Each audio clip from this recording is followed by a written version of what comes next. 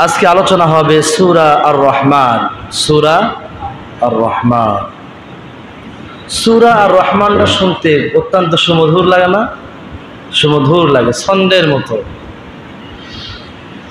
সূরা আর রহমান শব্দটা, সূরা রহমান এই সূরাটা আল্লাহ পাক অবতীর্ণ করেছেন আল্লাহ রসুলের মাদানী জিন্দেগিতে। এটা অবতীর্ণ হয়েছে মদিনা আল মুনাওয়ারায়। এটা হচ্ছে মাদানী সূরা। রহমান এই নামটা কার? আল্লাহ পাকের নাম। যেমন আমরা সূরা ফাতিহার মধ্যে বলে থাকি আর রহমানির রহিম। আর রহমান মানে হচ্ছে যিনি অতি দয়ালু। তিনি কি? দয়ালু। রহমান, এই পৃথিবীতে আল্লাহ পাক রব্বুল আলামিন তিনি রহমানের গুণ নিয়ে আছেন। আর আখিরাতে আল্লাহ পাক হবেন রহিম। আখিরাতে কি হবেন? রহিম হবেন। তাহলে এই পৃথিবীতে আর রহমান, এজন্য একই গাছের ফল মুসলমানও খেতে পারে, অন্যান্য ধর্মের লোকেরাও খেতে পারে। একই রাস্তা দিয়ে মুসলমানেরাও যেতে পারে, অন্যান্য ধর্মের লোকেরাও যেতে পারে, ঠিক কিনা? এই জন্য তিনি হলেন রহমান। আর রহিম এটা হচ্ছে খাস, নির্দিষ্ট, শুধুমাত্র ঈমানদারদের জন্য রহমান। ঈমানদারদের জন্য তিনি হলেন দয়ালু, রহিম। এটা হবে আখিরাতে। আখিরাতে সেই জাযা দেওয়ার দিনে তিনি হবেন রহিম।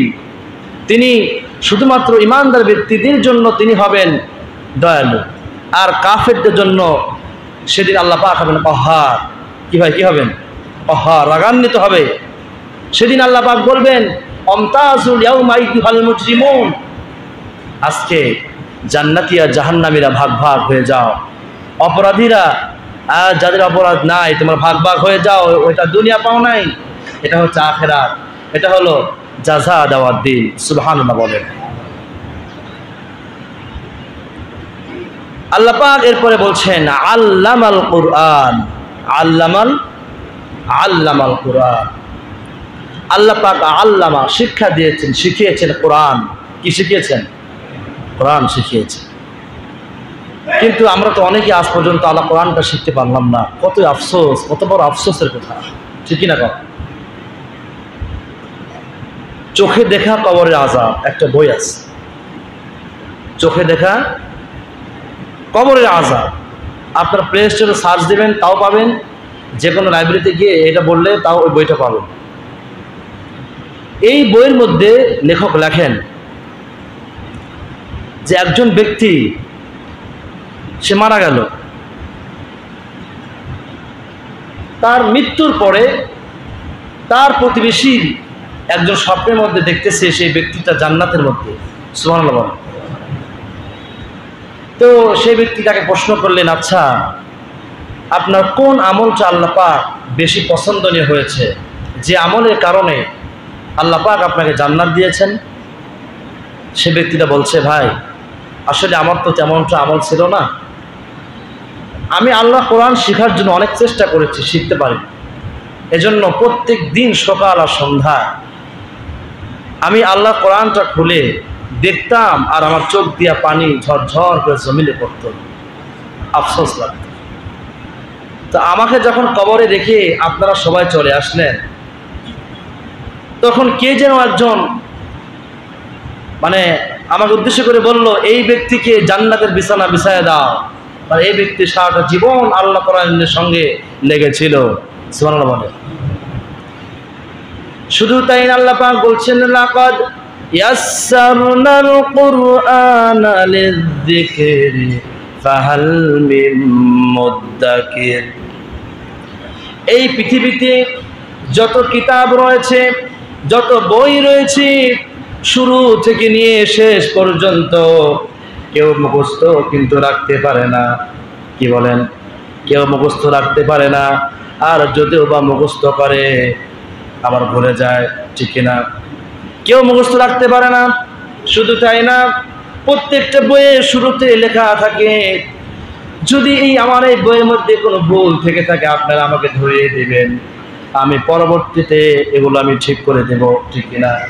আল্লাহ পাক রব্বুল আলামিন এমন একটা কিতাব নাজিল করলেন, শুরুতেই আল্লাহ পাক জানিয়ে দিলেন যালিকাল কিতাবু লা রাইবা ফীহি, ইহা একটি এমন কিতাব যার মধ্যে কোনো সন্দেহ নাই। আল্লাহু আকবার বলেন, কোনো সন্দেহ নাই, এমন একটা কিতাব। আল্লাহ পাক বলছেন আল্লামাল কোরআন, আমি তোমাদেরকে আমার কোরআন শিখিয়েছি। খলাকাল ইনসান, আমি মানুষ বানিয়েছি। আমি কি বানিয়েছি? আল্লাহ পাক বলছেন আমি মানুষ বানিয়েছি। আল্লামাহুল বায়ান, আমি মানুষ বানিয়ে আমি তার বাক শক্তি দান করেছি। সুবহানাল্লাহ বলে। কি ভাই, কি শক্তি? বাক শক্তি। যদি আমার জিহ্বাটা না থাকতো, মনে করেন জিহ্বা আছে, যারা একদম বোবা ওদেরও তো জিহ্বা আছে কিন্তু ভাষা নাই, বাক শক্তিটা নাই। আল্লাহ পাক পৃথিবীতে বোবা সৃষ্টি করে আমাদেরকে শিক্ষা দিচ্ছেন যে শোনো, দেখো তোমার মতনই চোখ, তোমার মতনই নাক, তোমার মতনই কান, তোমার মতনই চেহারা, দেখো সব কিছু সুন্দর, বোঝার বুদ্ধি নাই, কিন্তু তার কি নাই? ভাষা নাই, বাক শক্তি নাই, তার ভাষা নাই। হে বান্দা, আমি ইচ্ছে করলে আমি তোমাকে তার মতো বানাতে পারতাম, এটা আমার জন্য মোটেই কঠিন কিছুই না। আমি তোমাকে বাক শক্তি দিলাম। কেন দিলাম? যে কারণে আমি দিয়েছি সেটা তুমি খাটাও। আল্লামাহুল বায়ান, খলাকাল ইনসান আল্লামাহুল বায়ান। তার আগের আয়াতে আল্লাহ পাক বলছেন আল্লামাল কোরআন, আমি তোমাকে যে জবান দিয়েছি, আমি তোমাকে যে বাকশক্তি দিয়েছি, এই বাকশক্তি দিয়ে, এই জবান দিয়ে তোমরা আমার কালামকে পড়ো। সুবহানাল্লাহ বলে। কারণ আল্লাহ কোরআনের বুঝ যদি কোনো মানুষের মধ্যে থাকে, ওই মানুষ কখনো খারাপ পন্থায় যেতে পারে না, ঠিক কিনা? কর আমি কিন্তু সিরাজ মাহফিলে আপনাদেরকে বলেছিলাম যে যারা হারাম ভক্ষণ করে, হারাম ভক্ষণকারীর মুখ দিয়ে কোনো সময় হক কথা বের হয় না। কি ভাই, কোনো সময় তাদের মুখ দিয়ে হক কথা বের হবে না। যখন দেখবেন একটা মানুষের মুখ দিয়ে হক কথা বের হচ্ছে অনর্গল, আল্লাহ কালাম দিয়ে কথা বলছে, বুঝতে ব্যক্তি হালাল খায়, এ হারাম খায় না। আল্লাহ পাক তিনি বলেছেন যে হে নবী, আমি আপনার প্রতি যে কিতাবটা দিয়েছি এজন্য দিলাম, আপনি এই কিতাবটা নিয়ে অন্ধকারের মধ্যে ঢুকুন, অন্ধকার দূর হয়ে আলো আসবে। সুবহানাল্লাহ। সুতরাং এই আলোকময় কথাগুলা, আলোকময় বাণী অন্ধকার মুখ দিয়ে কোনো সময় বের হবে না, যতক্ষণ না পর্যন্ত আপনার এই মুখটা আলোকময় না হবে। কি বুঝতে পেরেছেন? আল্লাহ পাক এরপরে বলছেন আশ-শামসু ওয়াল কমারু বিহুসবানিন ওয়ান নাজমু ওয়াশ-শাজারু ইয়াসজুদান।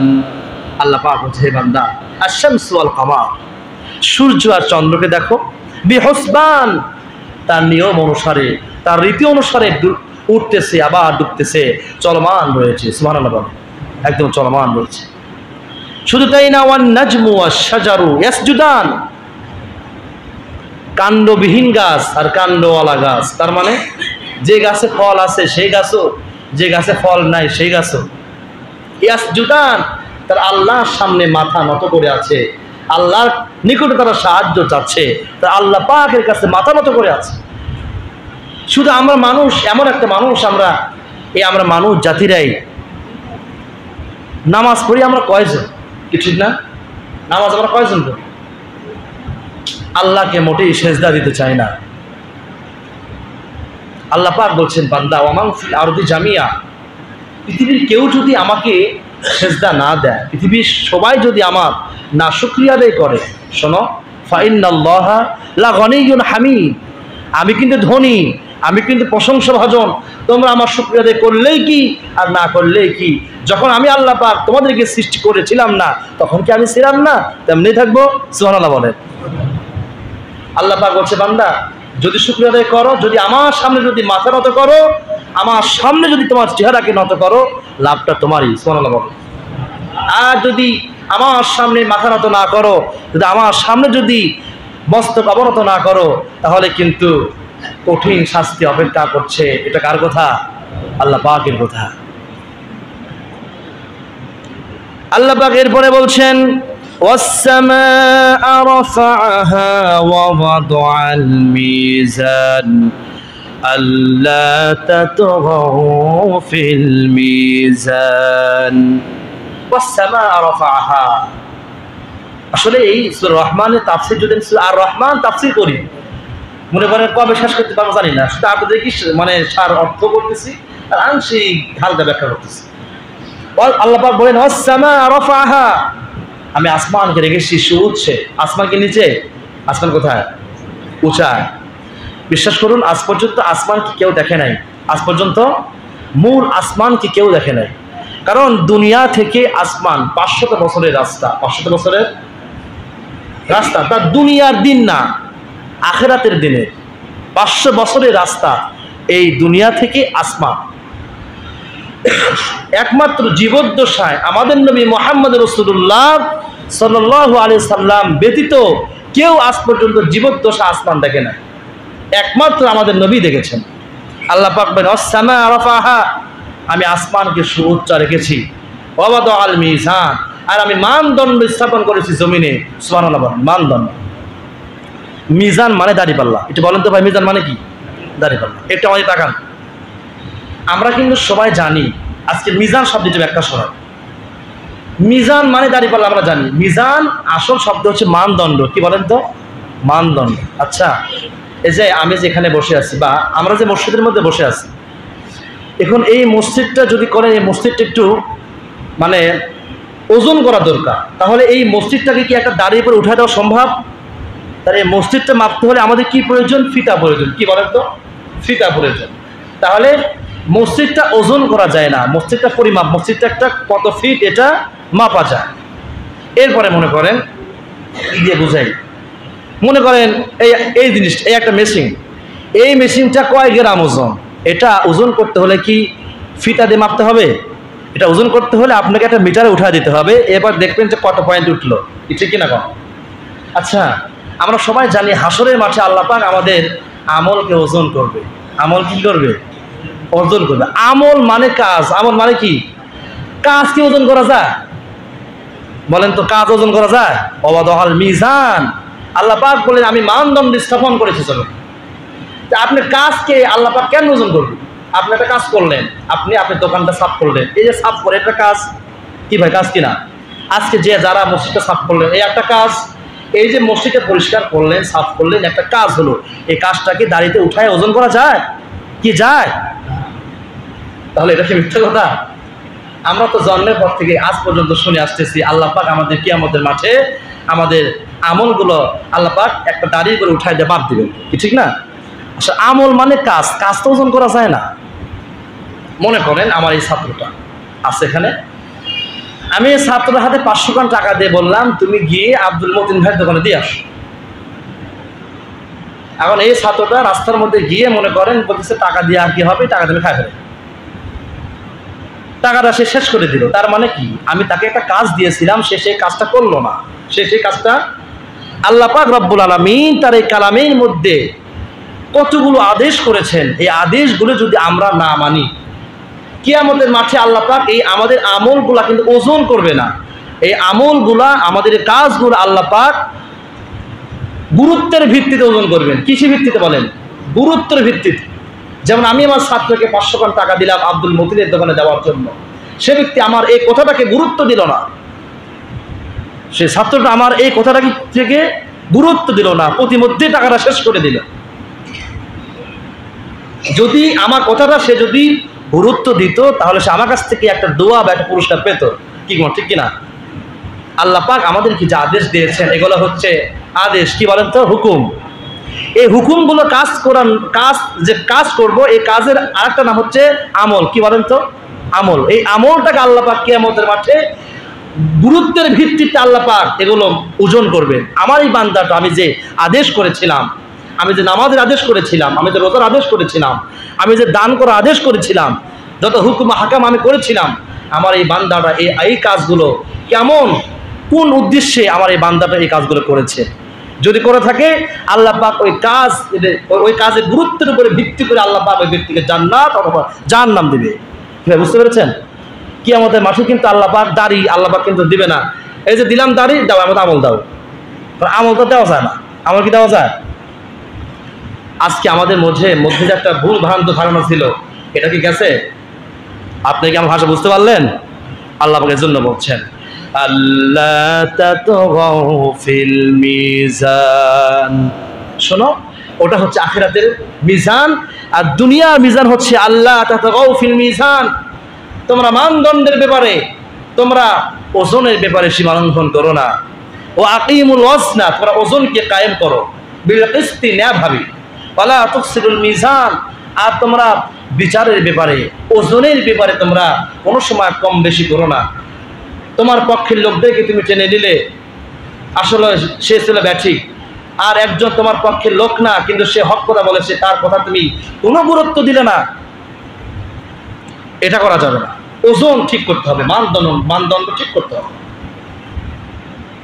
কারণ আপনি যাকে ভালোবেসে, যার পক্ষে আপনি রায় দিলেন ভালোবেসে, ওই ব্যক্তিটাও মনে মনে ভাববে ব্যক্তিটা কি সিটার রে, দোষটা আমার, আরে আমার বাসায় দিল, এই লোকটা খুবই সিটার, মনে মনে সে আপনাকে ঠিকই গালি দিবে, ঠিক কিনা কম?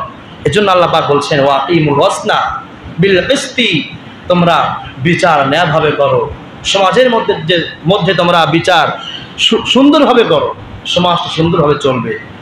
ওয়ালা তুকসিরুল মিজান, আর তোমরা ওজনের মধ্যে কোনোভাবেই কম বেশি করো না।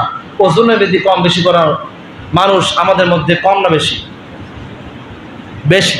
ওজনের মধ্যে কম দিতে পারলেই মনে করে যে আমি অনেক, আমার লাভ হয়ে গেল। আসলে তা না, সে এই 1 টাকা লাভ করতে গিয়ে তার অনেক বড় ক্ষতি হয়ে গেল। আল্লাহ পাক এরপরে বলছেন ওয়াল আরদা ওয়াদাআহা লিল আনাম ফিহা ফাকিহাতু ওয়ান নাখলু যাতুল আকমাম ওয়াল হাব্বু যুল আসফি ওয়ার রাইহান فبأي آلاء ربكما তুকাদ্দিবান। আল্লাহ পাক বলছেন আল আরদু ওয়াদাআহা লিল আনাম, এই জমিনে আমি আমার সৃষ্টিকরের জন্য এই জমিনটাকে আমি বিছিয়ে দিয়েছি। সুবহানাল্লাহ বলে, থাকার উপযুক্ত স্থান বানিয়ে দিয়েছি। যত গ্রহ রয়েছে, চন্দ্র দেশে মানুষ থাকার জন্য অনেক চিন্তা ভাবনা করতেছে, জায়গাও নাই কিনেছে থাকার জন্য। তারা যতই চেষ্টা করুক, তারা যতই তাল বাহানা করুক, কোনো গ্রহে মানুষ স্থায়ীভাবে থাকতে পারবে না। কারণ কোনো গ্রহ আল্লাহ পাক মানুষ থাকার জন্য লায়ক করেন নাই। আল্লাহ পাক এই দুনিয়া নামক এই গ্রহটাকে আল্লাহ পাক এত পছন্দনীয় করেছেন। এর মধ্যে আল্লাহ পাক অসংখ্য বান্দাদেরকে, অসংখ্য তার প্রিয় হাবিবদেরকে আল্লাহ পাক পাঠিয়েছেন। এই দুনিয়াকে আল্লাহ পাক পাক রেখেছেন। সুবহানাল্লাহ। আল্লাহ পাক বলেন ফিহা ফাকিহা, আরে জমিনটাকে সৃষ্টি করে আমার বান্দাদেরকে আমি সৃষ্টি করে দিয়ে আমি আমার বান্দাদেরকে না খায় রাখি নাই। আমি সর্বরকমের ফল ফুলাদি আমি রেখেছি। ওয়ান নাখলু, আমি খেজুর রেখেছি। আল্লাহ পাক তার এই কালামের মধ্যে প্রায় জায়গায় আল্লাহ পাক খেজুরের কথা উল্লেখ করছে। এই কারণে উল্লেখ করেছেন, এই খেজুরের কথা উল্লেখ করে আল্লাহ পাক ইমানদারদেরকে খেজুরের মতো হওয়ার প্রতি আল্লাহ পাক ইঙ্গিত করছেন। খেজুরের মতো আমরা আবার কেমনে হব? আল্লাহ পাক সূরা ইব্রাহিমের মধ্যে আল্লাহ পাক বলছেন আলাম তারা কাইফা দারাবাল্লাহু মাসালান কালিমাতান তাইয়িবাতান কাশাজারাতিন তাইয়িবা। আল্লাহ পাক বলছেন যে খেজুর বৃক্ষ যেমন আসমানের দিকে ধাবিত হয়, আর তার মূল গোড়া এতটা শক্ত যা বলা মতো না, তার মূল গোড়া শিকড়গুলো অনেক দূর পর্যন্ত বিস্তৃত হয়ে থাকে। কি বা ঠিক কিনা কম? কারণ খেজুর গাছের সাথে মানুষের সাদৃশ্য রয়েছে। অন্য গাছের যদি মাঝখান থেকে যদি আপনি কেটে দেন, আবার কুশি বের হয়ে আবার ডালপালা বেড়ে গাছটা আবার সুন্দর হয়। কিন্তু খেজুর গাছ এমন একটা গাছ, ওই গাছকে যদি আপনি মাথা কেটে দেন, গাছ আর বাঁচে না। মানুষের মতো একটা মানুষকে যদি তার মাথা কেটে দেওয়া হয়, ওই মানুষটাকে আর বাঁচে নাকি? এমন কি হয় যে এমনি খুশি করে আবার একটা মাথা হইলো? হ্যাঁ, এ ধরনের কোনো অপশন নাই তো। তো খেজুর গাছের সাথে আল্লাহ পাক মানুষকে সাদৃশ্যপূর্ণ করেছেন। আল্লাহ পাক মানুষের একটা মেসাল দিয়েছেন, উদাহরণ দিয়েছে যে হে ইমানদার বান্দারা, তোমরা খেজুর গাছের মতো হও, অটল অবিচল থাকো। হাজার সমস্যা হবে, কষ্ট হবে, সমস্ত সমস্যার কষ্টকে উপেক্ষা করে ঈমানের প্রতি অবিচল থাকো। সুবহানাল্লাহ। আল্লাহ পাক এরপরে বলছেন আল হাব্বুতুল আসফি আর রাইহান। আল্লাহ পাক বলছেন যে আমি তোমাদের জন্য, তোমাদের খাবারের জন্য ওয়াল হাব্বুতুল আসফি, আমি এমন কিছু ফল রেখেছি আর রাইহান, যেগুলো ফলের মধ্য দিয়ে সুঘ্রাণ বের হয়। আঙ্গুরের মধ্য দিয়ে সুঘ্রাণ বের হয় না, আপেলের মধ্যে দিয়ে সুঘ্রাণ বের হয় না। আল্লাহ পাক তিনি আমাদেরকে ইঙ্গিত করছেন, বান্দা এই ফলগুলো আমি দিলাম, শুধু দেই নাই, এই ফলের মধ্যে আমি যে ফলে যে পরিমাণ মিষ্টি দেওয়া প্রয়োজন সেই পরিমাণ আমি স্বাদ ঢুকিয়ে দিয়ে সুঘ্রাণ আমি ছড়িয়ে দিয়েছি, যাতে করে তুমি আমার এই নিয়ামতগুলো খাও আর আমার তারিফ, আমার প্রশংসা করো। সুবহানাল্লাহ।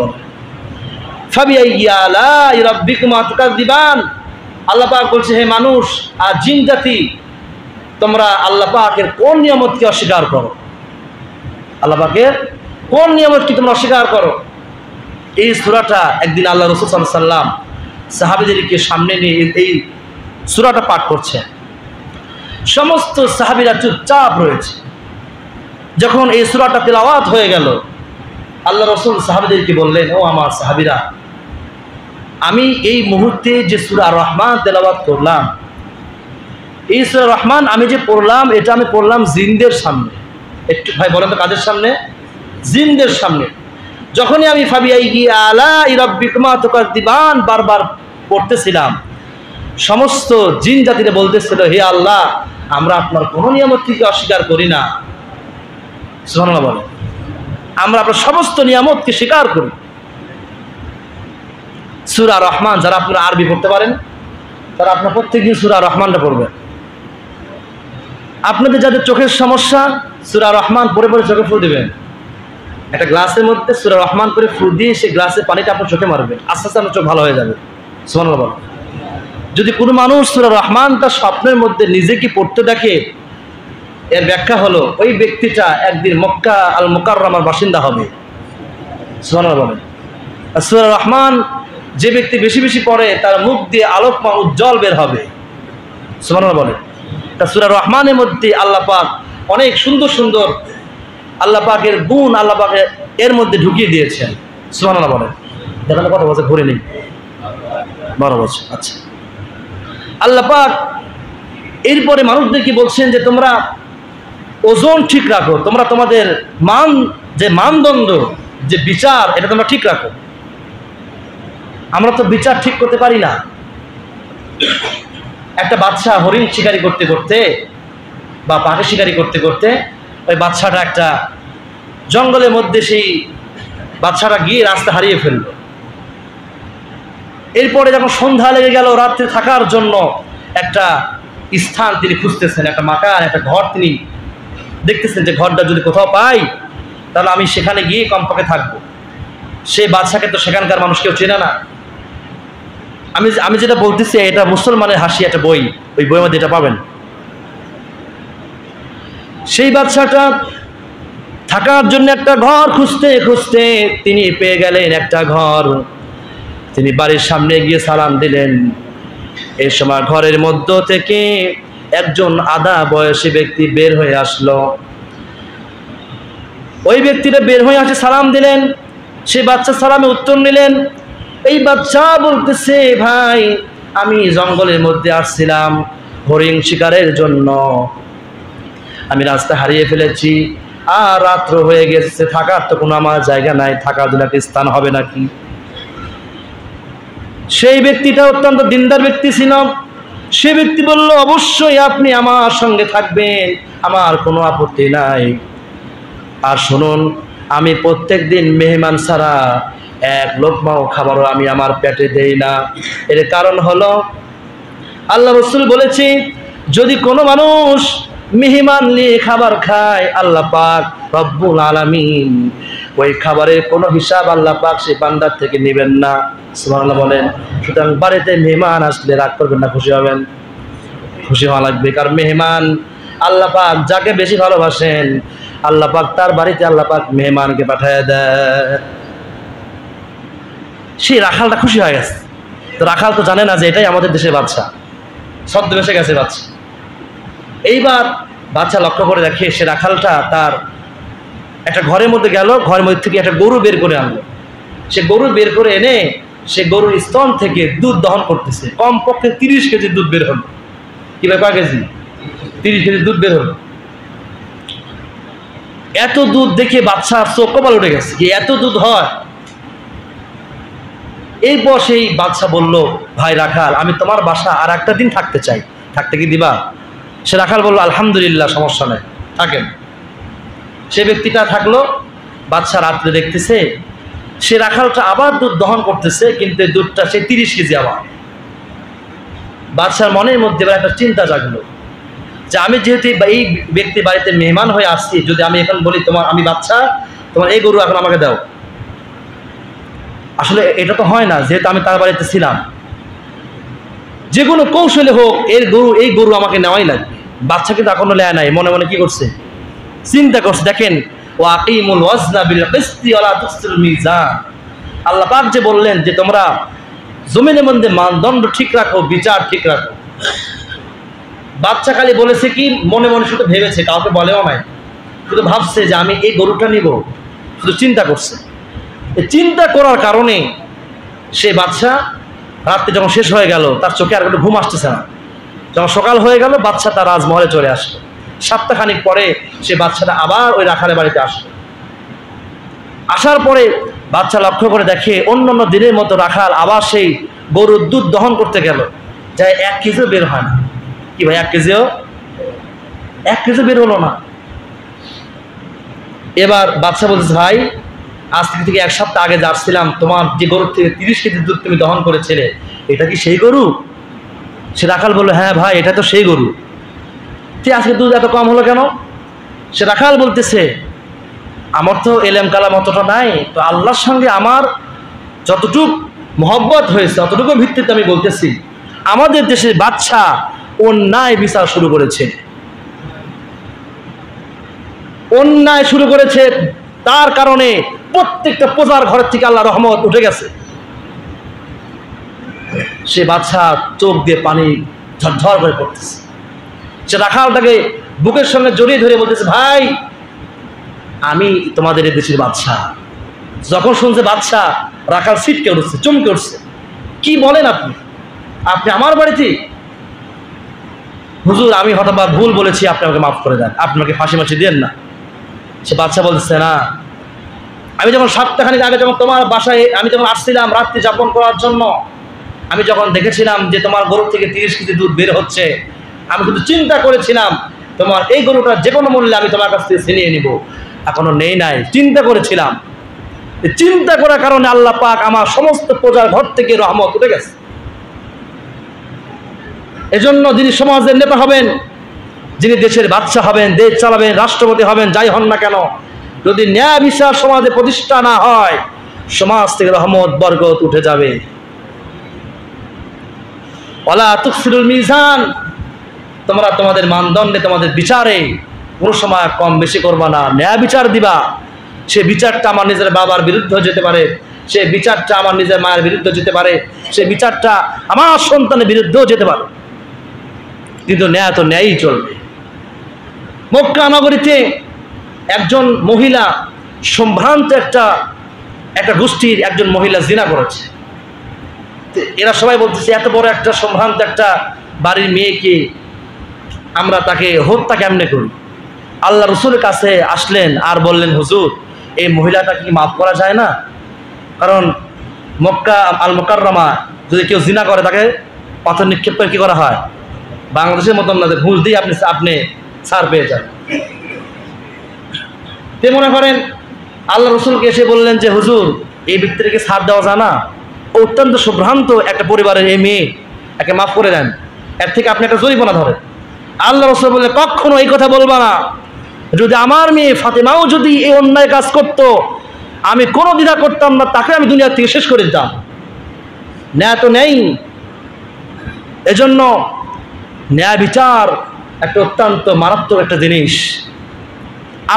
আপনি আপনার পরিবারের সরকার, আপনার পরিবার যদি আপনি ন্যায় বিচার যদি কায়েম না করেন, ওয়াকিমুল ওয়াজনা যদি আপনার পরিবারে আপনি যদি ন্যায় বিচার প্রতিষ্ঠা করতে না জানেন, না পারেন, আপনার পরিবার থেকে বরকত উঠে যাবে। আপনি লাখ লাখ টাকা কামাই করবেন, আপনার পিছন থেকে আপনার ঋণ আপনাকে ছাড়বে না।